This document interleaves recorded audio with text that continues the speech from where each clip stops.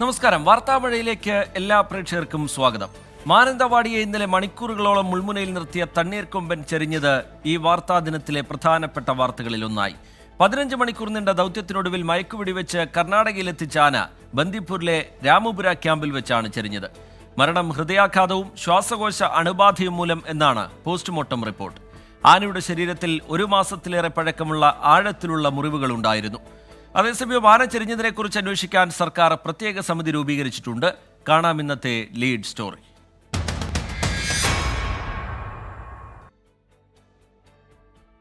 തണ്ണീർക്കൊമ്പന്റെ വലതു തുടയിലുണ്ടായിരുന്ന മുഴയ്ക്ക് താഴെ ആഴമേറിയ മുറിവിൽ പഴുപ്പ് നിറഞ്ഞിരുന്നു. ശ്വാസകോശത്തിൽ കനത്ത അണുബാധ. ആൾക്കൂട്ടത്തിനിടയിൽപ്പെട്ട ആനയ്ക്ക് സമ്മർദ്ദം താങ്ങാനാകുന്നതിലും അധികമായെന്നാണ് നിഗമനമെന്നും 5 മണിക്കൂർ നീണ്ട പോസ്റ്റ്മോർട്ടത്തിന് ശേഷം forest veterinary officer doctor Ajesh Mohandas പറഞ്ഞു. തുടയിലുള്ള മുറിവുകൾക്ക് ഏകദേശം 1 മാസത്തോളം പഴക്കമുണ്ട്. അതുമൂലമുണ്ടെന്ന ഒരു പൾമണറി അറസ്റ്റാണ് മരണകാരണമായി വരുന്നത്. കേരള കർണാടക സംസ്ഥാനങ്ങളിലെ ഡോക്ടേഴ്സിന്റെ സംയുക്ത സംഘമാണ് പോസ്റ്റ്മോർട്ടം നടപടികൾ പൂർത്തീകരിച്ചത്. സാമ്പിളുകൾ പരിശോധനയ്ക്ക് അയച്ചിട്ടുണ്ട്. ആന ചെരിയാനിടയായ സാഹചര്യം അന്വേഷിക്കുന്നതിന് സർക്കാർ വിദഗ്ധ സമിതി രൂപീകരിച്ചു. ചീഫ് ഫോറസ്റ്റ് കൺസർവേറ്റർ കെ വിജയാനന്ദനാണ് സമിതി അധ്യക്ഷൻ. Forest conservator Neethulakshmi M, Puthur zoological park assistant veterinary officer doctor R Raj, വന്യജീവി സംരക്ഷണ പ്രവർത്തകൻ ഡോക്ടർ റോഷ്നാഥ് രമേശ്, നിയമവിദഗ്ധൻ എൽ നമശിവായൻ എന്നിവരാണ് അംഗങ്ങൾ. മാനന്തവാടിയിൽ നിന്ന് ബന്ദിപ്പൂർ രാമപുരയിലെ ക്യാമ്പിലെത്തിച്ച ശേഷം എലിഫന്റ് ആംബുലൻസിൽ നിന്ന് ഇറക്കുമ്പോഴാണ് തണ്ണീർക്കൊമ്പൻ ചരിഞ്ഞത്. വിവരം പുറം ലോകത്തെ അറിയിച്ചത് 24. മയക്കുവെടി വെക്കും മുൻപ് കൊമ്പൻ ആരോഗ്യമുള്ള ആനയുടെ ലക്ഷണങ്ങളാണ് പ്രകടിപ്പിച്ചത്. വാഴത്തോട്ടത്തിൽ ഓടി നടക്കുകയും കുന്നിനു മുകളിൽ കയറുകയും ചെയ്തു. ജനവാസ കേന്ദ്രത്തിൽ മറ്റു വഴികളില്ലാത്തതിനാലാണ് മയക്കുവെടി വെക്കേണ്ട സാഹചര്യമുണ്ടായതെന്ന് വനം വകുപ്പ് ഉദ്യോഗസ്ഥർ വ്യക്തമാക്കുന്നു. 24 വയനാട്. ഇന്നലെ പകൽ മുഴുവൻ ആശങ്കയിലായിരുന്നു ആ പ്രദേശവാസികളൊക്കെ ഉണ്ടായിരുന്നത്. ഇന്നത് ആരെയും വിഷമിപ്പിക്കുന്ന ഒരു വാർത്തയായി പുറത്തു വരികയും ചെയ്തു. ആന ചെരിഞ്ഞതിൽ വേദന പങ്കുവയ്ക്കുകയാണ് മാനന്തവാടിക്കാർ.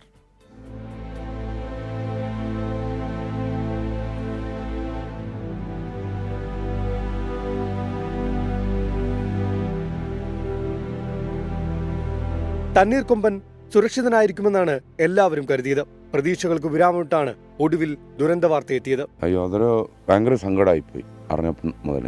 അതിർത്തി കടന്ന് മാനന്തവാടിയിൽ എത്തിയപ്പോഴും തണ്ണീർ തന്റെ ശാന്തപ്രകൃതി കൈവിട്ടിരുന്നില്ല. ഇന്നലെ തന്നെ അതിന്റെ ആരോഗ്യനില മോശമായിരുന്നു. പക്ഷേ ഈ വാർത്ത നമുക്കൊന്നും പറയാനില്ല. 10-15 മണിക്കൂർ ഞങ്ങൾ അതിന്റെ കൂടെ തന്നെ ഉണ്ടായിരുന്നു. വളരെ വിഷമമുള്ളൊരു കാര്യമായി. കൊമ്പൻ നശിപ്പിച്ച വാഴ വീണ്ടും വെക്കാം, ജീവൻ തിരികെ കിട്ടില്ലോ എന്ന് ചോദിക്കുന്ന കർഷകരുമുണ്ട്. കൃഷിനാശം വരുത്തിയിട്ടുണ്ട്. എങ്കിലും അവനോട് ഇപ്പോൾ ഈ ഒരു അവസ്ഥ അറിഞ്ഞു, അല്ലെങ്കിൽ ഞങ്ങൾ അവനെപ്പറ്റി ദുഃഖിച്ചെന്നെ എന്നല്ല കൊണ്ടുപോകുന്ന കാഴ്ച കണ്ടിട്ട്. കൊമ്പന് മറ്റൊരു താവളം ഒരുക്കണമെന്ന് ആഗ്രഹിച്ചപ്പോഴും വേർപാട് മുറിവാവുകയാണ്.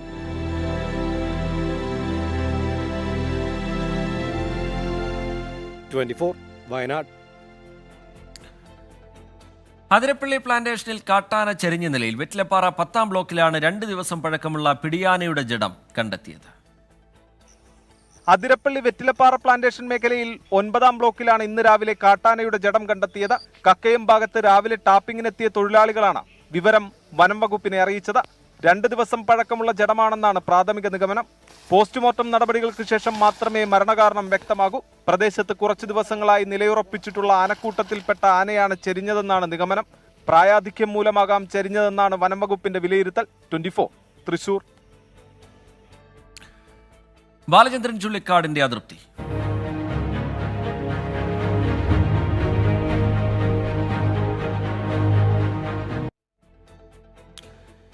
സാഹിത്യ അക്കാദമിയോട് പരിഭവിച്ച കവി ബാലചന്ദ്രൻ ചുള്ളിക്കാട് സാഹിത്യോത്സവത്തിൽ പങ്കെടുത്തതിന് തുച്ഛമായ പ്രതിഫലം നൽകി അപമാനിച്ചു എന്നാണ് പരാതി. അക്കാദമി അധ്യക്ഷൻ കെ സച്ചിദാനന്ദൻ ഖേദം പ്രകടിപ്പിച്ചു. പിന്നാലെ വിമർശനം ഉന്നയിച്ചെങ്കിലും വിവാദത്തിന് നിൽക്കാതെ അത് പിൻവലിക്കുകയും ചെയ്തു. ബാലചന്ദ്രൻ ചുള്ളിക്കാട് ഉന്നയിച്ച പൊതുപ്രശ്നങ്ങൾ ഗൗരവത്തോടെ കാണുമെന്ന് സാംസ്കാരിക മന്ത്രി സജി ചെറിയാൻ പ്രതികരിച്ചു. ജനുവരി 30-ന് സാർവദേശീയ സാഹിത്യോത്സവത്തിൽ കുമാരനാശാന്റെ കരുണയെക്കുറിച്ച് ബാലചന്ദ്രൻ ചുള്ളിക്കാട് പ്രസംഗിച്ചത് 2 മണിക്കൂറിലേറെ. പ്രതിഫലമായി കിട്ടിയത് 2400 രൂപ മാത്രമെന്ന് കവി. സീരിയലിൽ അഭിനയിച്ചുണ്ടാക്കിയ 1100 രൂപ കയ്യിൽ നിന്നെടുത്താണ് വണ്ടിക്കൂലി കൊടുത്തതെന്നും ബാലചന്ദ്രൻ ചുള്ളിക്കാട് സോഷ്യൽ മീഡിയയിൽ കുറിച്ചു. സാംസ്കാരിക ആവശ്യങ്ങൾക്കായി ദയവായി മേലിൽ തന്നെ ബുദ്ധിമുട്ടിക്കരുതെന്നും കുറിപ്പ്. ബാലചന്ദ്രൻ ചുള്ളിക്കാടിനുണ്ടായ വിഷമത്തിൽ സാഹിത്യ അക്കാദമി അധ്യക്ഷൻ കെ സച്ചിദാനന്ദൻ ഖേദം പ്രകടിപ്പിച്ചു. പക്ഷേ ബാലേന്ദ്രൻ്റെ കാര്യത്തിൽ അദ്ദേഹം വളരെ കൂടുതൽ സംസാരിച്ചു, വളരെ കൂടുതൽ അതിനുവേണ്ടി എഫർട്ട് എടുത്തിട്ടുണ്ട്. അതുകൊണ്ട് ഒരു പ്രത്യേക പരിഗണന എന്നുള്ള നിലയ്ക്കാണ്, അല്ലെങ്കിൽ ആ നിയമപ്രകാരം ഈ ചെയ്തതിൽ തെറ്റ് പറയാൻ പറ്റില്ല. പക്ഷേ അതുകൊണ്ട് ബാലേന്ദ്രന് ആവശ്യമായിട്ടുള്ള രീതിയിലുള്ള ഒരു പ്രതിഫലം നൽകാനുള്ള തീരുമാനം ഉണ്ടായിട്ടുണ്ട്. ഇതിനു പിന്നാലെയാണ് കെ സച്ചിദാനന്ദന്റെ ഫേസ്ബുക്ക് കുറിപ്പ്. യാത്രാപ്പടിയെക്കുറിച്ച് പരാതിയുണ്ടെങ്കിൽ അത് സെക്രട്ടറിയുടെ ശ്രദ്ധയിൽ കൊണ്ടുവരികയാണ് ശരിയായ വഴിയെന്ന് ഓർമ്മപ്പെടുത്തൽ.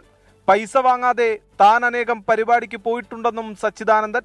മണിക്കൂറുകൾക്കുള്ളിൽ കുറിപ്പ് പിൻവലിച്ച് വിവാദം അവസാനിപ്പിക്കാനുള്ള ശ്രമവുമുണ്ടായി. ബാലചന്ദ്രൻ ചുള്ളിക്കാടുമായി സംസാരിച്ചെന്നും പ്രശ്നം പണമല്ലെന്നും മന്ത്രി സജി ചെറിയാൻ.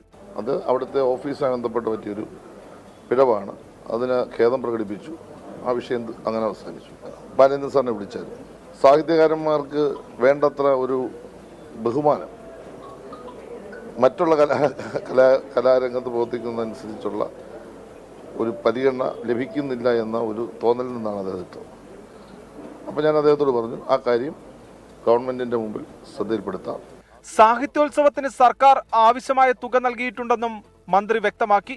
ബാലചന്ദ്രൻ ചുള്ളിക്കാടിന്റെ പ്രതിഷേധക്കുറിപ്പിനെ തുടർന്ന് സാഹിത്യ അക്കാദമിക്കെതിരെ വലിയ വിമർശനമാണ് ഉയരുന്നത്. 24 തൃശൂർ. തൃശൂർ തിരുവില്ലാമല സർവീസ് സഹകരണ ബാങ്കിൽ ജീവനക്കാരൻ 2 കോടിയിലധികം രൂപ തട്ടിയെടുത്തെന്ന് പരാതി. വ്യാജരേഖകൾ ഉണ്ടാക്കി പലരുടെയും നിക്ഷേപങ്ങൾ പിൻവലിക്കുകയായിരുന്നു. മശേലമംഗലം ചക്കച്ചൻകാട് സ്വദേശി സുനീഷിനെതിരെയാണ് പരാതി. പണം പിൻവലിക്കാൻ നിക്ഷേപകർ ബാങ്കിലെത്തിയപ്പോഴാണ് തട്ടിപ്പിന്റെ വിവരം പുറത്തറിയുന്നത്. ബാങ്ക് സെക്രട്ടറി പഴയന്നൂർ പോലീസിൽ പരാതി നൽകിയിട്ടുണ്ട്. സൂരജ് സജി വിവരങ്ങളുമായി തൃശൂരിൽ നിന്ന് ചേരുകയാണ്. സൂരജ്, ഇത് കോൺഗ്രസ് ഭരിക്കുന്ന ബാങ്കാണെന്ന് മനസ്സിലാക്കുന്നു. എങ്ങനെയാണ് ഈ തട്ടിപ്പ് പുറത്തറിയുന്നത്? അതിനുശേഷമുള്ള ബാങ്ക് സ്വീകരിച്ച നടപടികൾ എങ്ങനെയാണ്? ഒരു ജീവനക്കാരനെ കേന്ദ്രീകരിച്ചുകൊണ്ടാണ് ഇപ്പോൾ പരാതി നൽകിയിരിക്കുന്നതെന്ന് മനസ്സിലാക്കുന്നു. ഇതുമായി ബന്ധപ്പെട്ട് നമുക്ക് മനസ്സിലാവുന്ന പുറത്തുവരുന്ന വിവരങ്ങൾ എങ്ങനെയാണ് സൂരജ്?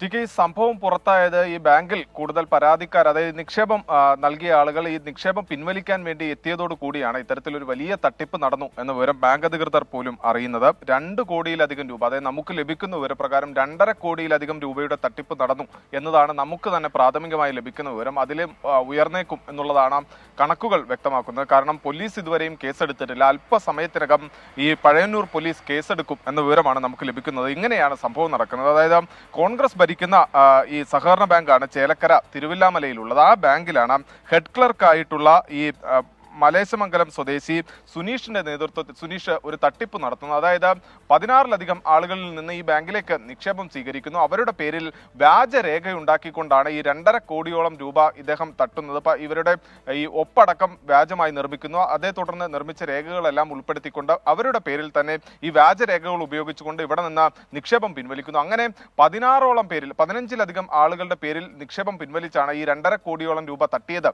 എന്നുള്ളതാണ് മനസ്സിലാക്കാൻ കഴിയുന്നത്. ഈ സഹകരണ ബാങ്കുകളിലെ എല്ലാ നിയമനങ്ങൾ നമുക്കറിയുന്നത് പോലെ തന്നെ ഈ അതാത് പാർട്ടികളുടെ കീഴിൽ തന്നെ വരുന്ന നിയമനങ്ങളാണ്. അതിൽ ഈ നിയമനങ്ങളിൽ പോലും പാർട്ടി ഇടപെടലുകൾ പലപ്പോഴും ഉണ്ടാകും. അതുകൊണ്ട് തന്നെ ഇദ്ദേഹത്തിന്റെ രാഷ്ട്രീയമടക്കം ഈ കോൺഗ്രസ് ഭരിക്കുന്ന ബാങ്ക് ആയതുകൊണ്ട് തന്നെ കോൺഗ്രസ് അനുഭാവി എന്നുള്ളത് തന്നെയാണ് നമുക്ക് ലഭിക്കുന്ന വിവരം. എന്തായാലും ഈ സംഭവവുമായി ബന്ധപ്പെട്ടുകൊണ്ട് ബാങ്ക് സെക്രട്ടറിയും അതുപോലെ തന്നെ ബാങ്ക് ഭരണസമിതിയും ഇപ്പോൾ ഈ പഴയന്നൂർ പോലീസിൽ പരാതി നൽകിയിട്ടുണ്ട്. ഈ പരാതിയുടെ അടിസ്ഥാനത്തിൽ അതായത് 1 മണിക്കൂർ മുമ്പ് ബാങ്ക് സെക്രട്ടറിയുടെ മൊഴിയെടുത്തു എന്നുള്ളതാണ് നമുക്ക് മനസ്സിലാക്കാൻ കഴിയുന്നത്. എന്തായാലും അല്പസമയത്തിനകം സംഭവവുമായി ബന്ധപ്പെട്ടുകൊണ്ട് പഴയന്നൂർ പോലീസ് കേസെടുത്ത് വിപുലമായ അന്വേഷണത്തിലേക്ക് കടക്കും. എന്തായാലും ഈ സുനീഷ് നിലവിൽ ഒളിവിലാണ് എന്നൊരു വിവരം കൂടി നമുക്ക് ഇപ്പോൾ ലഭിക്കുന്നുണ്ട്. TK സൂരജ്, സുനീഷ് എന്ന് പറയുന്ന ഈ ജീവനക്കാരന് മാത്രമായി ഇങ്ങനെ ഒരു തട്ടിപ്പ് നടത്താൻ കഴിയുമോ എന്നുള്ള വളരെ പ്രധാനപ്പെട്ട ചോദ്യം അവിടെ ബാക്കിയാവുന്നു. പോലീസിന്റെ ഇതുമായി ബന്ധപ്പെട്ടുള്ള നടപടികൾ ഇനി ഏതു തരത്തിലാണ് പോലീസ് ആലോചിക്കുന്നത്? ബാങ്ക് ഈ കാര്യങ്ങൾ ഈ നിക്ഷേപകരുത് പിൻവലിക്കാൻ വരുന്ന സമയത്ത് മാത്രമാണോ ബാങ്ക് ഇത് തിരിച്ചറിയുന്നത്? സൂരജ്, TK, ഈ ബാങ്ക് അധികൃതർ വിശദീകരിക്കുന്ന ഇങ്ങനെയാണ്. നിക്ഷേപകർ എത്തുന്ന സമയത്ത് മാത്രമാണ് ബാങ്കിന്റെ ശ്രദ്ധയിൽ ഇത് പെട്ടത് എന്നുള്ളതാണ് ബാങ്ക് അധികൃതർ വിശദീകരിക്കുന്നത്. പക്ഷേ ഒരു വ്യക്തിക്ക് മാത്രം, അതായത് ഒരു ഹെഡ് ക്ലർക്ക് മാത്രമായിട്ടുള്ള ഒരു വ്യക്തിക്ക് മാത്രം എങ്ങനെ ഈ 2.5 കോടി രൂപ ഈ ബാങ്കിൽ നിന്ന് നിക്ഷേപിക്കാൻ കഴിയും? അത് ഒരാളുടെ പേരിലാണെങ്കിൽ അത് ഒരു തട്ടിപ്പാണ്, അല്ലെങ്കിൽ ആ ഒറ്റപ്പെട്ട സംഭവമായി നമുക്ക് കണക്കാക്കാൻ കഴിയും. അതും 15ലധികം പേരുടെ പേരിൽ വ്യാജരേഖകൾ ഉണ്ടാക്കി പലപ്പോഴായി ഇത്തരത്തിൽ നിക്ഷേപം പിൻവലിക്കുക എന്ന് പറയുമ്പോൾ അത് ഒരു വ്യക്തിയെ കേന്ദ്രീകരിച്ച് മാത്രം നടന്നതാണോ എന്നുള്ളത് തന്നെയാണ് പോലീസ് പരിശോധിക്കുന്നത്. എന്തായാലും ഈ സംഭവം വിവാദമായ പശ്ചാത്തലത്തിലാണ് ഇപ്പോൾ ഈ ബാങ്ക് അധികൃതർ പരാതി നൽകിയിരിക്കുന്നത്. ഈ പരാതിയിന്മേലാണ് പോലീസ് കേസെടുത്തിരിക്കുന്നത്. പക്ഷേ എന്നാൽ പോലും ഈ ബാങ്കിലെ മറ്റ് ജീവനക്കാർക്ക് ഇതുമായി ബന്ധമുണ്ടോ എന്നത് സംബന്ധിച്ചെല്ലാം പോലീസ് അന്വേഷിക്കുന്നുണ്ട്. കാരണം ഒരിക്കലും ഒരു സഹകരണ ബാങ്കിൽ നിന്ന് 2.5 കോടി രൂപ ഒരു ജീവനക്കാരന് മാത്രമായി അല്ലെങ്കിൽ ഒരു ജീവനക്കാരന്റെ അറിവോടുകൂടി മാത്രം. അതുപോലെ ഈ 15 പേരുടെ പണം നഷ്ടമായി എന്നുള്ളത് ഇങ്ങനെ ഒരു പരാതി വന്നതിന് ശേഷം ബാങ്ക് നടത്തിയ പരിശോധനയിൽ അവർക്ക് ബോധ്യപ്പെട്ടതാണെന്ന് തോന്നുന്നു. കൂടുതൽ പേർക്ക് പണം നഷ്ടമായിട്ടില്ല. ഈ 15 പേർ എന്നുള്ള കണക്കിലേക്ക് തന്നെ ബാങ്ക് എത്തുന്നുണ്ടോ സൂരജ്? അതൊരിക്കലും ബാങ്ക് കണ്ടെത്തിയതല്ല ടി.കെ. അതായത് ഈ 15 പേർ ഈ പരാതിയുമായി സമീപിക്കുകയായിരുന്നു. തങ്ങൾ ഇങ്ങനെ ഈ നിക്ഷേപം പിൻവലിക്കാൻ എത്തിയ സമയത്ത് അവർക്ക് പണം ലഭ്യമായിട്ടില്ല, തങ്ങളുടെ നിക്ഷേപം പിൻവലിച്ചതായി കാണുന്നു എന്നത് സംബന്ധിച്ച് ഈ 15 നിക്ഷേപകർ ബാങ്കിൽ പരാതി നൽകി എന്നുള്ളതാണ് നമുക്ക് മനസ്സിലാക്കാൻ കഴിയുന്നത്. അങ്ങനെയാണ് ബാങ്ക് പോലീസിനെ സമീപിച്ചത് എന്നതുകൂടിയാണ് നമുക്ക് വ്യക്തമാകുന്ന കാര്യം. അങ്ങനെയെങ്കിൽ കൂടുതൽ പേർക്ക് പണം നഷ്ടമായിട്ടുണ്ടോ എന്നത് സംബന്ധിച്ചെല്ലാം തന്നെ ബാങ്ക് പ്രാഥമികമായി പരിശോധന നടത്തേണ്ടതുണ്ട്. സ്വാഭാവികമായും പോലീസിൽ പരാതി ലഭിച്ച പശ്ചാത്തലത്തിൽ അത്തരത്തിൽ പോലീസും ആ പരിശോധനകളിൽ െല്ലാം കടക്കും എന്നുകൂടി കരുതേണ്ടതുണ്ട്. കാരണം കൂടുതൽ പേർക്ക് പണം നഷ്ടമായിട്ടുണ്ടോ എന്നത് സംബന്ധിച്ചെല്ലാം ഈ നിക്ഷേപങ്ങളെ സംബന്ധിച്ച് ബാങ്ക് നിക്ഷേപകരുമായി ആരാഞ്ഞാൽ മാത്രമേ മനസ്സിലാകാൻ കഴിയുകയുള്ളൂ. കാരണം ഈ നിക്ഷേപം പിൻവലിച്ചത് സംബന്ധിച്ച് ഈ നിക്ഷേപകർക്ക് പോലും ഒരു ധാരണയും ഉണ്ടായിരുന്നില്ല. ഇവർ ഈ പണം പിൻവലിക്കാനായി എത്തുന്ന സമയത്താണ് തങ്ങളുടെ അക്കൗണ്ടിൽ ഈ പലപ്പോഴായി നിക്ഷേപിച്ച തുകയൊന്നും കാണാനില്ല, ഈ തുക പിൻവലിച്ചതായി ഇവർക്ക് ബോധ്യപ്പെടുന്നത്. തുടർന്നാണ് ഇവർ തങ്ങൾ ഒരിക്കലും ഈ നിക്ഷേപം പിൻവലിച്ചിട്ടില്ല എന്ന് പറഞ്ഞുകൊണ്ട് ബാങ്കിനെ സമീപിക്കുന്നത്. അങ്ങനെ ഇവർ നടത്തിയ പരിശോധനയിലാണ് ഇത്തരത്തിൽ ഹെൽത്ത് ക്ലർക്ക് നടത്തിയ തട്ടിപ്പാണ് ഇത് എന്നുള്ളത് ഇവർക്ക് മനസ്സിലാക്കാൻ കഴിയുന്നത്. എന്തായാലും 2.5 കോടിയിലധികം രൂപയുടെ തട്ടിപ്പാണ് ഈ ചേലക്കരയിൽ ഈ സഹകരണ ബാങ്കുമായി ബന്ധപ്പെട്ടുകൊണ്ട് നടന്നിട്ടുള്ളത്. അത് ഈ സഹകരണ ബാങ്കുകളിലെ ജീവനക്കാർ എന്ന് പറയുന്നത് സ്വാഭാവികമായും അവിടെ പാർട്ടി നിയമനങ്ങൾ നടക്കും. അത്തരത്തിൽ നടന്ന പാർട്ടി നിയമനം തന്നെയാണ് ഇത് എന്നുള്ളതാണ് മനസ്സിലാക്കാൻ കഴിയുന്നത്. അപ്പോൾ ഇതിനകത്ത് മറ്റു ജീവനക്കാർക്കും പങ്കുണ്ടോ എന്നത് സംബന്ധിച്ചെല്ലാം പോലീസ് അന്വേഷിക്കുന്നുണ്ട്. കാരണം നേരത്തെ ഈ കരിവന്നൂർ കേസെല്ലാം ഉണ്ടായ സമയത്തും ആദ്യഘട്ടത്തിൽ അന്വേഷണം നിന്നത് ഈ ജീവനക്കാരിലായിരുന്നു. അതുകൊണ്ട് തന്നെ ജീവനക്കാരിൽ മാത്രം ഒതുങ്ങുന്ന തട്ടിപ്പാണോ എന്നത് സംബന്ധിച്ചെല്ലാം പോലീസ് അന്വേഷിക്കേണ്ടതുണ്ട്. എന്തായാലും ഈ ബാങ്ക് സെക്രട്ടറിയും അതുപോലെ തന്നെ ഭരണസമിതിയും ഇപ്പോൾ പോലീസിൽ പരാതി നൽകിയിരിക്കുന്നു. പോലീസ് അല്പസമയത്തിനകം FIR രജിസ്റ്റർ ചെയ്തുകൊണ്ട് അന്വേഷണം ആരംഭിക്കും എന്നുള്ളത് തന്നെയാണ് നമുക്ക് മനസ്സിലാക്കാൻ കഴിയുന്നത്. അത്തരം നടപടികളിലേക്ക് കടക്കും. എന്തായാലും ഇതിൽ സുനീഷ് നിലവിൽ ഒളിവിലാണ് എന്നുള്ള വിവരം കൂടി നമുക്ക് ലഭിക്കുന്നുണ്ട്. ടി.കെ. ശരി, സൂരജ് സജി വിശദമായ വിവരങ്ങൾ നൽകുകയായിരുന്നു തൃശ്ശൂരിൽ നിന്ന്. തിരുവല്ലോമല സർവീസ് സഹകരണ ബാങ്കിൽ ജീവനക്കാരൻ 2 കോടിയിലധികം രൂപ തട്ടിയെടുത്തു എന്നുള്ള പരാതിയാണ് ഇപ്പോൾ ഉയർന്നിരിക്കുന്നത്. വ്യാജരേഖകൾ ഉണ്ടാക്കി പലരുടെയും നിക്ഷേപങ്ങൾ പിൻവലിക്കുകയായിരുന്നു. എന്തായാലും പോലീസിൽ പരാതി നൽകിയിട്ടുണ്ട് ബാങ്ക് ഭരണസമിതി. ആർക്കൊക്കെ ഇതിൽ പങ്കുണ്ട് എന്നുള്ള കാര്യത്തിലടക്കം ഇനിയും വ്യക്തത വരേണ്ടതുണ്ട്. വിശദമായ അന്വേഷണം പോലീസിന്റെ ഭാഗത്ത് നിന്ന് ഉണ്ടാവേണ്ടതുണ്ട്. സൂരജ് സജി വിവരങ്ങൾ പങ്കുവയ്ക്കുകയായിരുന്നു തൃശ്ശൂരിൽ നിന്ന്. വാർത്താമഴയിലേക്ക് വീണ്ടും. അദ്വാനിക്ക് ഭാരത് രത്ന.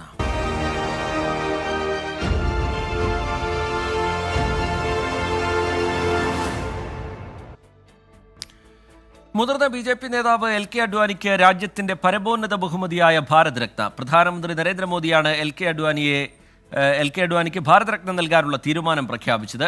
രാജ്യവികസനത്തിന് അഡ്വാനിയുടെ പങ്ക് നിസ്തുലമെന്ന് നരേന്ദ്രമോദി അഭിനന്ദന സന്ദേശത്തിൽ പറഞ്ഞു. രാജ്യവികസനത്തിന് LK അദ്വാനി നൽകിയ മഹത്തരമായ സംഭാവനയെ ആദരിക്കുന്നു എന്ന് സൂചിപ്പിച്ചായിരുന്നു പ്രധാനമന്ത്രി നരേന്ദ്രമോദിയുടെ പ്രഖ്യാപനം. ഭാരത് രത്ന നൽകാനുള്ള വിവരം പ്രധാനമന്ത്രി ഫോൺ മുഖേന LK അദ്വാനി അറിയിച്ചു. ഇന്ത്യയിലെ ഏറ്റവും ഉയർന്ന 2ാമത്തെ സിവിലിയൻ പുരസ്കാരമായ പത്മവിഭൂഷൺ നൽകി നേരത്തെ രാജ്യം LK അദ്വാനിയെ ആദരിച്ചിട്ടുണ്ട്. പാർലമെന്ററി ഇടപെടലുകൾ മാതൃകാപരവും സമ്പന്നമായ ഉൾക്കാഴ്ചകളാൽ സമൃദ്ധവുമാക്കിയ നേതാവാണ് LK അദ്വാനി എന്ന് പ്രധാനമന്ത്രി അഭിനന്ദന സന്ദേശത്തിൽ വ്യക്തമാക്കി. രാഷ്ട്രപതി, ഉപരാഷ്ട്രപതി തുടങ്ങി സാമൂഹിക, രാഷ്ട്രീയ, സാംസ്കാരിക മേഖലയിലെ പ്രമുഖർ LK അദ്വാനിയെ പരമോന്നത സിവിലിയൻ പുരസ്കാര ലബ്ധിയിൽ അഭിനന്ദിച്ചു. അയോധ്യയിൽ രാമക്ഷേത്രം യാഥാർത്ഥ്യമാക്കിയ സാഹചര്യത്തിലാണ് LK അദ്വാനിക്ക് ഇപ്പോൾ ഭാരതരത്ന നൽകാനുള്ള തീരുമാനം. കർപ്പൂരി താക്കൂറിന് ഭാരതരത്ന പ്രഖ്യാപിച്ച ഘട്ടത്തിൽ അദ്വാനിയെ അവഗണിച്ചെന്ന വിമർശനം ചില സംഘപരിവാർ കോണുകളിൽ നിന്ന് ഉയർന്നിരുന്നു. ഇതിന് പിന്നാലെയാണ് പ്രധാനമന്ത്രി തന്നെ നേരിട്ടിടപെട്ട് LK അദ്വാനിക്ക് ഭാരതരത്ന പ്രഖ്യാപിച്ചത്. മുതിർന്ന BJP നേതാക്കളെ ആദരിക്കുന്ന കാര്യത്തിൽ പ്രധാനമന്ത്രി നരേന്ദ്രമോദിയുടെ നേതൃത്വത്തിലുള്ള BJPയുടെ പുതിയ നേതൃത്വം ഒരു പിശകും കാട്ടിയിട്ടില്ല. ഇത് പൊതുതെരഞ്ഞെടുപ്പ് അടുത്ത സാഹചര്യത്തിൽ വ്യക്തമാക്കുക കൂടിയാണ് ഭാരതരത്ന പ്രഖ്യാപനത്തിന്റെ ലക്ഷ്യം. ഡൽഹിയിൽ നിന്ന് R. രാധാകൃഷ്ണൻ, 24. ഇന്ത്യയിൽ BJPയുടെ വളർച്ചയ്ക്ക് പിന്നിൽ LK അഡ്വാനിയുടെ പങ്ക് ചെറുതല്ല. AB വാജ്പേയി സർക്കാരിൽ ഉപപ്രധാനമന്ത്രിയായിരുന്നു അഡ്വാനി. 2009-ൽ BJPയുടെ പ്രധാനമന്ത്രി സ്ഥാനാർത്ഥിയുമായിരുന്നു. പാകിസ്ഥാനിലെ കറാച്ചിയിൽ ജനിച്ച ലാൽകൃഷ്ണ അഡ്വാനി വിഭജനകാലത്താണ് ബോംബെയിൽ സ്ഥിരതാമസമാക്കുന്നത്. ബോംബെ യൂണിവേഴ്സിറ്റിയിൽ നിന്ന് നിയമത്തിൽ ബിരുദം നേടി. 14-ാം വയസ്സിൽ രാഷ്ട്രീയ പ്രവേശം. ശ്യാമപ്രസാദ് മുഖർജിയുടെ ഭാരതീയ ജനസംഘിൽ നിന്നായിരുന്നു തുടക്കം. 1967 ആദ്യ ഡൽഹി മെട്രോപൊളിറ്റൻ കൗൺസിൽ ചെയർമാൻ, പിന്നീട് RSS ദേശീയ സമിതിയിൽ അംഗം. ഇതേ വർഷം തന്നെ രാജ്യസഭാംഗമായി. 1973 ജനസംഘ് പ്രസിഡന്റായി ചുമതലയേറ്റു. 1977 തെരഞ്ഞെടുപ്പിന് മുന്നേ പാർട്ടി ജനതാ പാർട്ടിയിൽ ലയിച്ചു. 1980 AB വാജ്പേയിക്കൊപ്പം BJPയുടെ സഹസ്ഥാപകനായി. 1984 2 സീറ്റ് മാത്രമുണ്ടായിരുന്ന BJPക്ക് 1999 ഭരണം പിടിക്കാൻ സഹായിച്ചത് LK അഡ്വാനിയുടെ രാഷ്ട്രീയ ഇടപെടലാണ്. 1990 രാമക്ഷേത്രം മുദ്രാവാക്യമാക്കി അഡ്വാനി നടത്തിയ രഥയാത്രയാണ് രാജ്യത്ത് BJPയുടെ വേരുറപ്പിച്ചത്. 3 തവണ പാർട്ടി ദേശീയ പ്രസിഡന്റായി. 89 ലോക്സഭയിലെത്തിയ അഡ്വാനി 7 കൊല്ലത്തോളം തുടർന്നു. പതിയെ സജീവ രാഷ്ട്രീയത്തിൽ നിന്ന് പിന്മാറി. 2015 രാജ്യം പത്മവിഭൂഷൺ നൽകി ആദരിച്ചു. 96 വയസ്സിലാണ് ഭാരത് രത്ന നേട്ടം. Research desk 24. കെജ്രിവാളിനെ വിടാതെ ഡൽഹി പോലീസ്.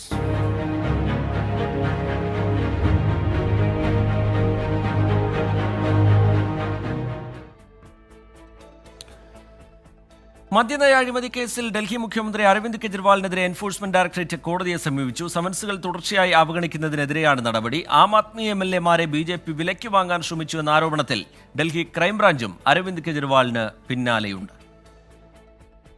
മദ്യനയ അഴിമതി കേസിൽ മുഖ്യമന്ത്രി അരവിന്ദ് കെജ്രിവാളിനെതിരെ എൻഫോഴ്സ്മെന്റ് ഡയറക്ടറേറ്റ് പിടിമുറുക്കുകയാണ്. കേസിൽ 5 തവണ ED ചോദ്യം ചെയ്യലിന് ഹാജരാകാൻ ആവശ്യപ്പെട്ട് നോട്ടീസ് നൽകിയെങ്കിലും പല ഔദ്യോഗിക കാരണങ്ങളും ചൂണ്ടിക്കാട്ടി കെജ്രിവാൾ ഒഴിഞ്ഞുമാറി. അന്വേഷണത്തോടുള്ള ഈ അവഗണനയ്ക്കെതിരെയാണ് EDയുടെ നീക്കം. കേസിന്റെ നടപടികൾ അനുസരിക്കുന്നില്ലെന്നും ED കോടതിയെ അറിയിച്ചു. ഇതോടെ അരവിന്ദ് കെജ്രിവാളിനെ കേസിൽ അറസ്റ്റ് ചെയ്യാനുള്ള സാധ്യതകളും ഉയരുകയാണ്. 25 കോടി രൂപ പാർട്ടി MLA-മാർക്ക് നൽകി ഒപ്പം കൂട്ടാൻ BJP ശ്രമിച്ചെന്ന കെജ്രിവാളിന്റെ പ്രസ്താവനയിൽ നോട്ടീസ് നൽകാൻ ഡൽഹി ക്രൈംബ്രാഞ്ച് സംഘം കെജ്രിവാളിന്റെ വസതിയിലെത്തിയിരുന്നു. മുഖ്യമന്ത്രിയെ കാണാനുള്ള സംഘത്തിന്റെ ആവശ്യത്തെ അംഗീകരിച്ചില്ല. 3 മണിക്കൂറോളം അന്വേഷണ സംഘം കെജ്രിവാളിന്റെ വസതിക്ക് മുമ്പിൽ തുടർന്നു. കെജ്രിവാളിന്റെ പരാമർശത്തിന് അടിസ്ഥാനമായ തെളിവുകൾ നൽകാൻ സംഘം ആവശ്യപ്പെട്ടിട്ടുണ്ട്. 24 ഡൽഹി. ജാർഖണ്ഡ് നിയമസഭയിലെ വിശ്വാസ വോട്ടെടുപ്പിൽ പങ്കെടുക്കാൻ മുൻ മുഖ്യമന്ത്രി ഹേമന്ത് സോറിന് അനുമതി. ഖനന അഴിമതി കേസിൽ എൻഫോഴ്സ്മെന്റ് ഡയറക്ടറേറ്റ് അറസ്റ്റ് ചെയ്ത ഹേമന്ത് സോറൻ നിലവിൽ ജയിലിലാണ്. റാഞ്ചിയിലെ പ്രത്യേക കോടതിയാണ് വിശ്വാസ വോട്ടെടുപ്പിൽ പങ്കെടുക്കാൻ അനുമതി നൽകിയത്. അതിനിടെ ഹേമന്ത് സോറിന്റെ അനുയായി ഭാനു പ്രതാപിനെ ED അറസ്റ്റ് ചെയ്തു. ജാർഖണ്ഡിന്റെ മുഖ്യമന്ത്രിയായി സത്യപ്രതിജ്ഞ ചെയ്ത ചമ്പൈ സോറിന് നിയമസഭയിൽ ഭൂരിപക്ഷം തെളിയിക്കാൻ 10 ദിവസത്തെ സമയമാണ് ഗവർണർ CP രാധാകൃഷ്ണൻ നൽകിയത്. BJP അട്ടിമറിക്ക് ശ്രമിക്കുന്നുവെന്ന അഭ്യൂഹങ്ങളെ തുടർന്ന് 39 ഭരണകക്ഷി MLA-മാർ ഹൈദരാബാദിലെ റിസോർട്ടിൽ തുടരുകയാണ്. ഇതിനിടയിലാണ് ഖനന അഴിമതി കേസിൽ എൻഫോഴ്സ്മെന്റ് ഡയറക്ടറേറ്റ് അറസ്റ്റ് ചെയ്ത ഹേമന്ത് സോറൻ വിശ്വാസ വോട്ടെടുപ്പിൽ പങ്കെടുക്കാൻ അനുമതി തേടി റാഞ്ചിയിലെ പ്രത്യേക കോടതിയെ സമീപിച്ചത്. ആവശ്യം കോടതി അംഗീകരിച്ചു. ജാർഖണ്ഡ് നിയമസഭാ സമ്മേളനം ഈ മാസം 5-6 തീയതികളിൽ നടത്താനാണ് മന്ത്രിസഭാ യോഗത്തിന്റെ തീരുമാനം. അനധികൃത ഭൂമി സമ്പാദനത്തിന് അറസ്റ്റിലായ പോലീസ് ഉദ്യോഗസ്ഥൻ ഭാനു പ്രതാപിനെ ഹേമന്ത് സോറനുമായി ബന്ധപ്പെട്ട കേസിൽ ED കസ്റ്റഡിയിൽ വാങ്ങി. ED അറസ്റ്റിനെതിരെ ഹേമന്ത് സോറൻ ഉടൻ ഹൈക്കോടതിയെ സമീപിക്കും. 24 ഡൽഹി. താജ്മഹലിന് സമീപത്തെ ഉറൂസിനെതിരെയും ഹർജി.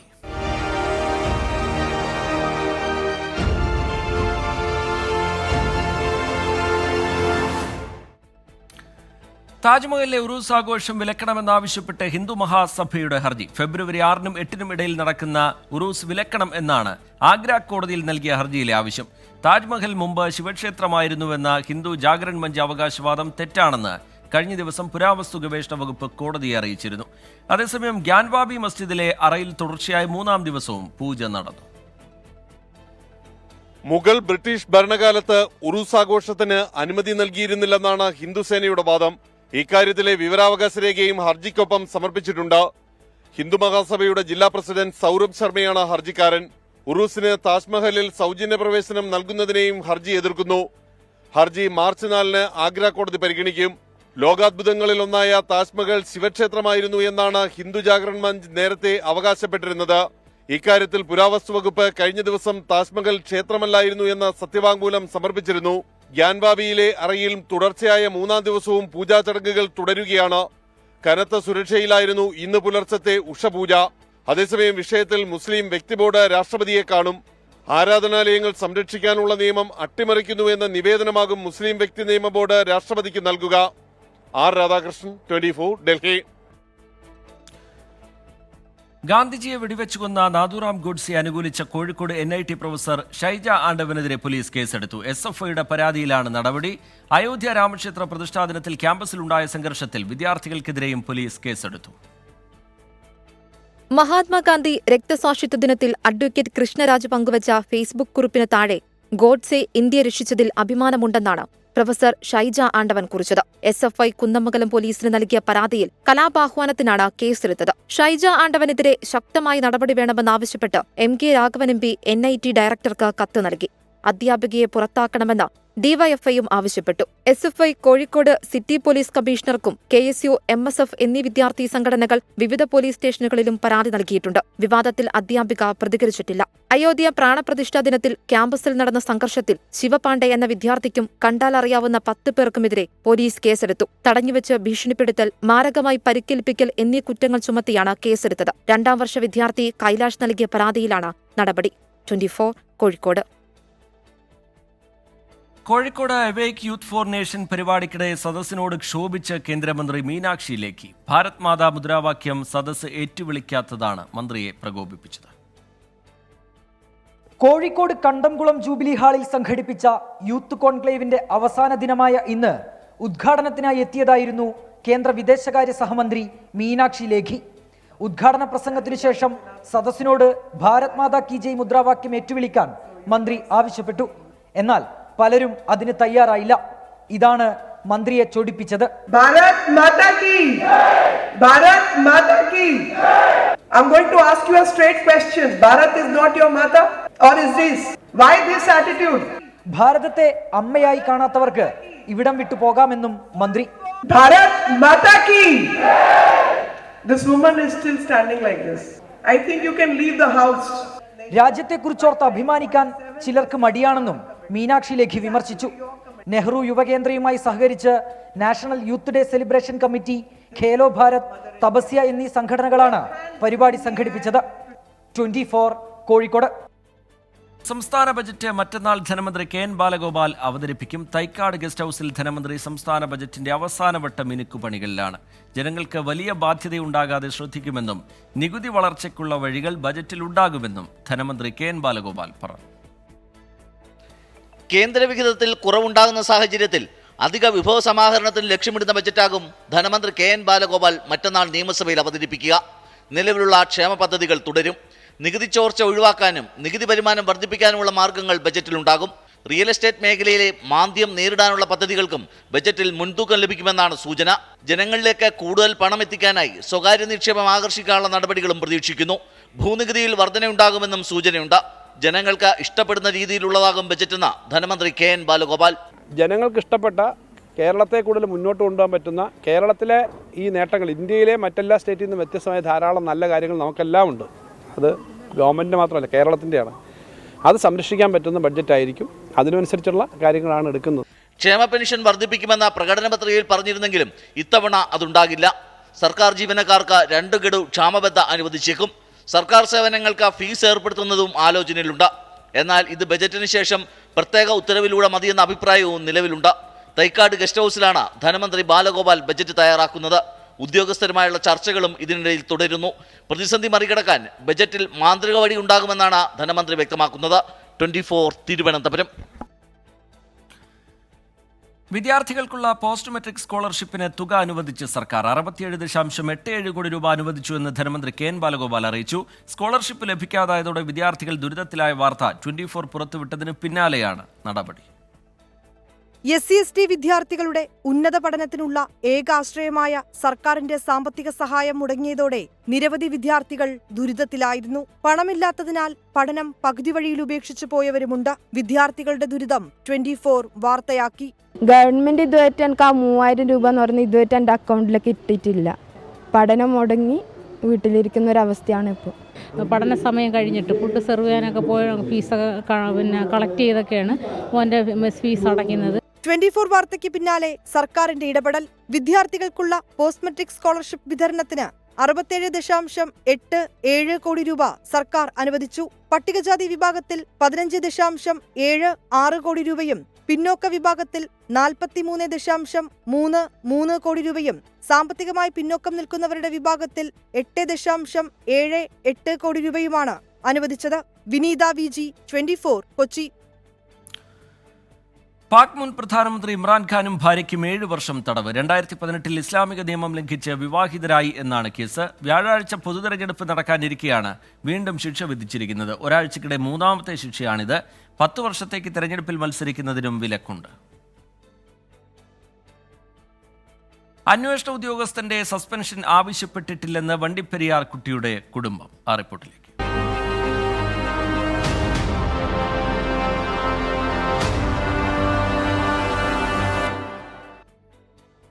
വണ്ടിപ്പെരിയാർ കൊലപാതകം അന്വേഷിച്ച പോലീസ് ഉദ്യോഗസ്ഥനെ സസ്പെൻഡ് ചെയ്യാൻ ആവശ്യപ്പെട്ടിട്ടില്ലെന്ന് പെൺകുട്ടിയുടെ പിതാവ്. വീഴ്ച സംഭവിച്ചെങ്കിൽ അന്വേഷിക്കണം, നീതി ലഭിക്കുമെന്ന പ്രതീക്ഷയുണ്ടെന്നും പിതാവ് പറഞ്ഞു. കേസ് അന്വേഷണത്തിലെ പിഴവ് ചൂണ്ടിക്കാണിച്ച് TD സുനിൽകുമാറിനെ കഴിഞ്ഞ ദിവസമാണ് സസ്പെൻഡ് ചെയ്തത്. ഇവിടെ എന്ത് നീതിയാണ് നടപ്പാക്കിയത്? ഫ്രം ദ ഡേ 1 ഈ സംഭവം നടന്ന അന്നു മുതൽ ഈ പ്രതിയെ രക്ഷപ്പെടുത്തുന്നതിന് വേണ്ടിയിട്ടുള്ള ശ്രമങ്ങളുടെ പരമ്പരയാണ്. തെളിവുകൾ നശിപ്പിക്കാൻ വേണ്ടി മനഃപൂർവ്വമായി ഇത് ചെയ്യായിരുന്നു സർ. വണ്ടിപ്പെരിയാർ കേസ് പ്രതിപക്ഷം സഭയിൽ ഉന്നയിച്ചതിന് പിന്നാലെ കേസ് അന്വേഷിച്ച TD സുനിൽകുമാറിനെ അന്വേഷണ വിധേയമായി സസ്പെൻഡ് ചെയ്തു. പെൺകുട്ടിയുടെ കുടുംബം നേരത്തെ ഈ ആവശ്യം ഉന്നയിച്ചിരുന്നതായും വാർത്തകൾ വന്നിരുന്നു. എന്നാൽ അത്തരമൊരു ആവശ്യം ഉന്നയിച്ചിട്ടില്ലെന്ന് കുടുംബം വ്യക്തമാക്കി. മുഖ്യമന്ത്രിയിൽ പൂർണ്ണ വിശ്വാസമുണ്ട്. തങ്ങൾ നിർദ്ദേശിക്കുന്ന പ്രോസിക്യൂട്ടറെ നിയോഗിക്കാമെന്ന് ഉറപ്പ് ലഭിച്ചതായും പെൺകുട്ടിയുടെ പിതാവ് വ്യക്തമാക്കി. മുഖ്യമന്ത്രിയെ നമുക്ക് വിശ്വാസമാണ്. അപ്പോൾ ഈ കേസ് എന്തായാലും നമുക്കൊരു നല്ലൊരു വിധി ഉണ്ടാക്കാനായിട്ട് ഹൈക്കോടതിയിൽ നമ്മുടെ ഇഷ്ടപ്രകാരമുള്ള പ്രോസിക്യൂട്ടറെ നിയമിക്കാൻ വരെ നമുക്ക് പെർമിഷൻ കിട്ടിയിട്ടുണ്ട്. അപ്പോൾ അങ്ങനെ ഉള്ളപ്പോൾ നമുക്ക് ഇതിനകത്ത് വീഴ്ചകളെക്കുറിച്ച് അദ്ദേഹം അന്വേഷിക്കുന്നുണ്ട് എന്നുള്ളതാണ് ഇതിനകത്ത് പറയാനുള്ളത്. TD സുനിൽകുമാറിനെതിരെ വകുപ്പുതല അന്വേഷണം ആരംഭിച്ചു. 2 മാസത്തിനുള്ളിൽ റിപ്പോർട്ട് നൽകാനാണ് ആഭ്യന്തര വകുപ്പിന്റെ നിർദ്ദേശം. എറണാകുളം റൂറൽ അഡീഷണൽ പോലീസ് സൂപ്രണ്ടിനാണ് ചുമതല. സർക്കാർ ഹൈക്കോടതിയിൽ നൽകിയ അപ്പീലിൽ കുറ്റവിമുക്തനാക്കിയ അർജുന് നോട്ടീസ് നൽകിയിരുന്നു. കേസ് അടുത്തയാഴ്ച വീണ്ടും പരിഗണിക്കും. 24 ഇടുക്കി. സിൽവർ ലൈൻ വിടാതെ സംസ്ഥാന സർക്കാർ.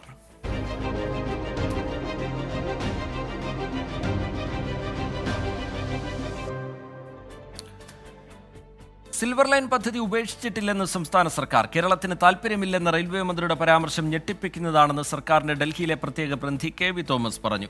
കേരളയിനായുള്ള കേന്ദ്ര ഇടപെടലിന് വീണ്ടും കത്ത് നൽകുമെന്നും KV തോമസ് 24നോട് വ്യക്തമാക്കി. സിൽവർ ലൈൻ പദ്ധതിക്ക് നിലവിൽ കേരളത്തിന് താൽപ്പര്യമുള്ളതായി കാണുന്നില്ലെന്ന റെയിൽവേ മന്ത്രി അശ്വിനി വൈഷ്ണവിന്റെ പ്രതികരണമാണ് സംസ്ഥാനത്ത് വീണ്ടും കേരയിൽ ചർച്ചകളെ സജീവമാക്കിയത്. കേന്ദ്രമന്ത്രിയുടെ പ്രസ്താവന തെറ്റാണെന്ന് സംസ്ഥാന സർക്കാരിന്റെ ഡൽഹിയിലെ പ്രതിനിധി KV തോമസ് പ്രതികരിച്ചു. റെയിൽവേ മിനിസ്റ്റർ ഇത് പറഞ്ഞപ്പോൾ ഞാൻ ഞെട്ടിപ്പോയി. കാരണം നമ്മളൊരു DPR കൊടുത്തിട്ടുണ്ട് കേരയിൽ കോർപ്പറേഷൻ. കേരയിൽ കോർപ്പറേഷൻ എന്ന് പറയുന്നത് കേന്ദ്ര ഗവൺമെൻറ്റും സംസ്ഥാന ഗവൺമെൻറ്റും തുല്യ പങ്കാളിത്തമുള്ള കോർപ്പറേഷനാണ്. ആ കോർപ്പറേഷനെ സ്റ്റഡി ചെയ്ത് ഡീറ്റെയിൽ പ്ലാൻ കൊടുത്തിരിക്കും DPR. അത് പരിശോധിച്ചിട്ട് എത്ര നാളായി, അതിനെക്കുറിച്ച് എത്രയോ പ്രാവശ്യം ഞങ്ങളെല്ലാം പോയി കണ്ടിട്ടുണ്ട്, കത്ത് കൊടുത്തിട്ടുണ്ട്. ഇപ്പോൾ അദ്ദേഹം പറയുന്നത് കേരള ഗവൺമെൻറ് നോക്കിക്കോ എന്ന് പറഞ്ഞാൽ ശരിയല്ലല്ലോ. അത് അന്ധമായ രാഷ്ട്രീയ വിരോധമാണ്. പദ്ധതികൾക്കായി സമർപ്പിച്ച DPRൽ കേന്ദ്രം ഇതുവരെ മറുപടി നൽകിയിട്ടില്ല. നിരവധി തവണ പദ്ധതിക്കായി കേന്ദ്രമന്ത്രിമാരുമായി കൂടിക്കാഴ്ച നടത്തി. കേന്ദ്ര മറുപടിക്കായി വീണ്ടും കത്ത് നൽകാനുള്ള തയ്യാറെടുപ്പിലാണെന്നും KV തോമസ് അറിയിച്ചു. കേരളത്തിനോട് അന്ധമായ രാഷ്ട്രീയ വിരോധമുള്ളതുകൊണ്ടാണ് കേന്ദ്രം ഇത്തരത്തിൽ പെരുമാറുന്നതെന്നും പദ്ധതിയുമായി മുന്നോട്ടു പോകുമെന്നുമാണ് സംസ്ഥാന സർക്കാരിന്റെ നിലപാട്. 24 ഡൽഹി. മാത്യു കുഴൽനാടന് CPIMന്റെ മുന്നറിയിപ്പ്.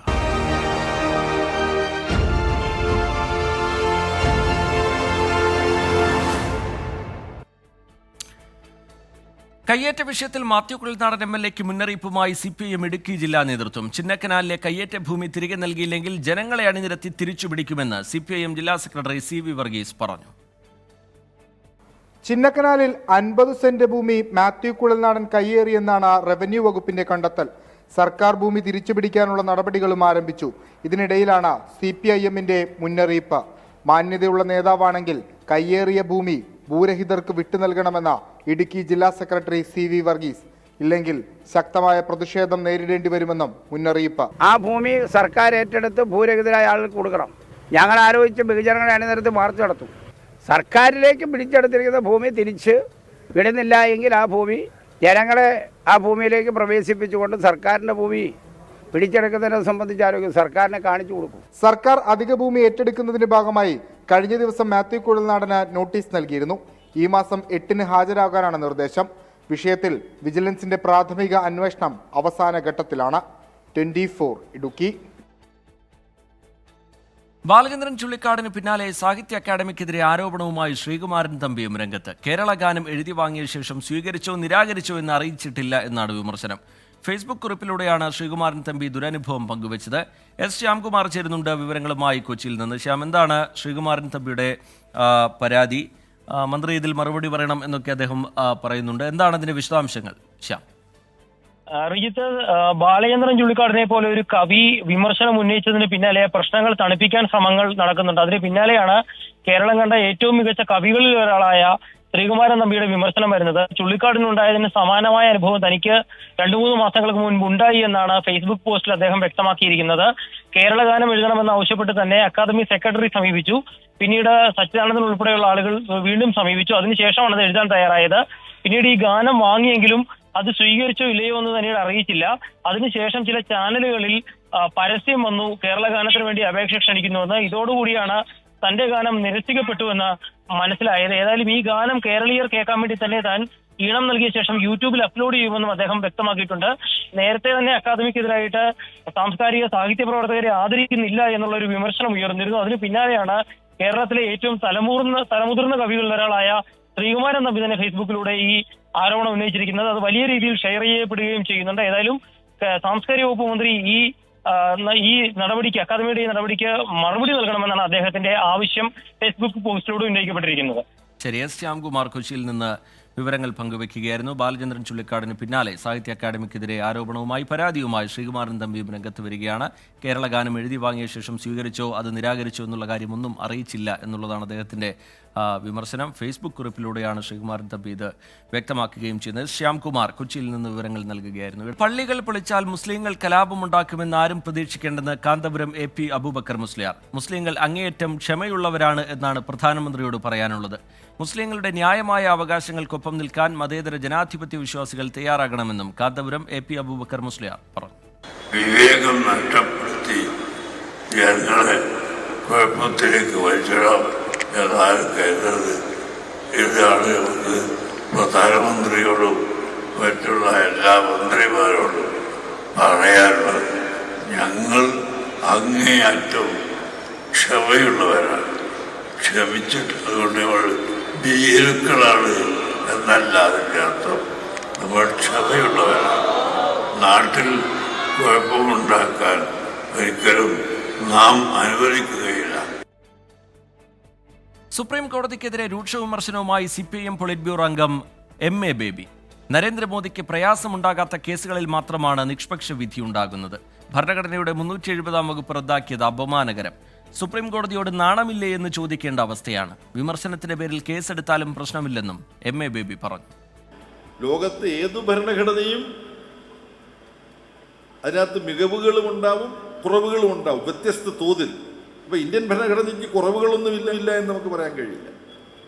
പക്ഷെ ഇന്ത്യൻ ഭരണഘടനയ്ക്കുള്ള മികവുകൾ ഇന്ത്യൻ ഭരണഘടനയുടെ കുറവുകളാണെന്ന് കരുതുന്നവരാണ് ഇപ്പോൾ ഇന്ത്യ ഭരിക്കുന്നത്.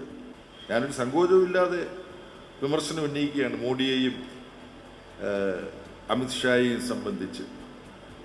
പക്ഷെ ഞാൻ വിമർശനം ഉന്നയിക്കുമ്പോൾ ഈ 2 പേര് പറയുമ്പം ആ വിമർശനം പൂർണ്ണമാവില്ല. മോഹൻ ഭഗത് എന്ന് പറഞ്ഞിട്ട് വേണം ഇവരുടെ 2 പേരുടെയും പേര് പറയാൻ. മോഹൻ ഭഗത്താണ് യഥാർത്ഥത്തിൽ ഇന്ത്യയുടെ അജണ്ട ഇപ്പോൾ തീരുമാനിക്കുന്നത്. RSSന്റെ സർസംഘ് ചാലക്. ഡോക്ടറും അബീർ മെഡിക്കൽ ഗ്രൂപ്പ് മെഡിക്കൽ ഡയറക്ടറുമായ ഡോക്ടർ അബ്ദുറഹ്മാൻ അന്തരിച്ചു. 68 വയസ്സായിരുന്നു. ദേഹാസ്വാസ്ഥ്യത്തെ തുടർന്ന് ഇന്ന് രാവിലെയായിരുന്നു അന്ത്യം. മലപ്പുറം കക്കാട് സ്വദേശിയാണ്. കക്കാട് ജുമാ മസ്ജിദിലായിരുന്നു ഖബറടക്കം. അബീർ ഗ്രൂപ്പ് പ്രസിഡന്റ് ആലുങ്കൽ മുഹമ്മദ് അനുശോചനം രേഖപ്പെടുത്തി.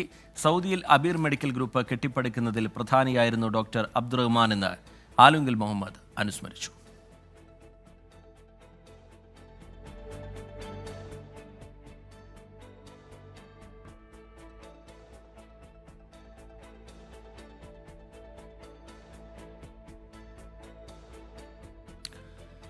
നടൻ വിജയുടെ രാഷ്ട്രീയ പാർട്ടിയായ തമിഴക വെട്രി കഴകത്തിന്റെ പ്രഖ്യാപനത്തിന് തമിഴ്നാട്ടിൽ സമ്മിശ്ര പ്രതികരണം. രാഷ്ട്രീയത്തിലേക്ക് വിജയെ സ്വാഗതം ചെയ്യുമ്പോഴും സിനിമയല്ല രാഷ്ട്രീയം എന്ന ഓർമ്മപ്പെടുത്തലുകളാണ് അധികവും. പാർട്ടിയിൽ ആളുകളെ ചേർക്കുന്നതിനുള്ള നടപടികൾ വേഗത്തിലാക്കാൻ വിജയ് പ്രവർത്തകർക്ക് നിർദ്ദേശം നൽകി. എല്ലാ രാഷ്ട്രീയ പാർട്ടികളും സിനിമാ താരങ്ങളും വിജയുടെ രാഷ്ട്രീയ പ്രവേശനത്തിനെ കുറിച്ച് കൃത്യമായ കാഴ്ചപ്പാടുകൾ പറയുന്നുണ്ട്. DMK-യും അണ്ണാ DMK-യും വിമർശനത്തോടെയാണ് പാർട്ടി പ്രഖ്യാപനത്തിന് ആശംസകൾ നേർന്നത്. 2026 തെരഞ്ഞെടുപ്പിൽ ആര് പുതിയ പാർട്ടിയുമായി വന്നാലും അണ്ണാ DMK-യെ തകർക്കാൻ കഴിയില്ലെന്ന് മുൻ മന്ത്രിയും ADMK മുതിർന്ന നേതാവുമായ ടി ജയകുമാർ പറഞ്ഞു. പ്രശസ്തി കൊണ്ട് മാത്രം രാഷ്ട്രീയത്തിൽ പിടിച്ചു നിൽക്കാൻ സാധിക്കില്ലെന്ന് DMK വക്താവ് TKS ഇളങ്കോവൻ പ്രതികരിച്ചു. ജനാധിപത്യ ഇന്ത്യയിൽ ആർക്കും പാർട്ടി ആരംഭിക്കാമെന്നും വിജയാശംസകളെന്നും മന്ത്രി ഉദയനിധി സ്റ്റാലിനും പറഞ്ഞു. വിജയുടെ വരവ് രാഷ്ട്രീയത്തിൽ ആരോഗ്യകരമായ മാറ്റങ്ങൾ ഉണ്ടാക്കുമെന്നാണ് കോൺഗ്രസിന്റെ നിലപാട്. വരും ദിവസങ്ങളിൽ പാർട്ടിയിൽ അംഗങ്ങളെ ചേർക്കുന്നതിനുള്ള തീവ്ര ശ്രമമാണ് തമിഴക വെട്രി കഴകം പ്രവർത്തകർ ആരംഭിച്ചിട്ടുള്ളത്. ചുരുങ്ങിയ ദിവസം കൊണ്ട് 1 കോടി പേരെ പാർട്ടിയിൽ ചേർക്കാനാണ് വിജയുടെ ആഹ്വാനം. ജനങ്ങൾക്ക് ഗുണകരമാവുന്ന രീതിയിൽ രാഷ്ട്രീയമാണ് മാറേണ്ടതെന്ന നിലപാടാണ് തമിഴക വെട്രി കഴകത്തിലൂടെ വിജയ് പറയുന്നത്. 24 ചെന്നൈ. ഈ റിപ്പോർട്ടോടുകൂടി വാർത്താമഴ പൂർത്തിയാവുകയാണ്. ലോകത്തെവിടെയായാലും ഏത് സമയത്തും 24 വാർത്തകളും ഓഗ്മെന്റഡ് റിയാലിറ്റി പാക്കേജുകളും എക്സ്പ്ലെയിനറുകളും വിശദമായി കാണാൻ ഞങ്ങളുടെ യൂട്യൂബ് ചാനൽ നിങ്ങൾക്ക് സബ്സ്ക്രൈബ് ചെയ്യാം.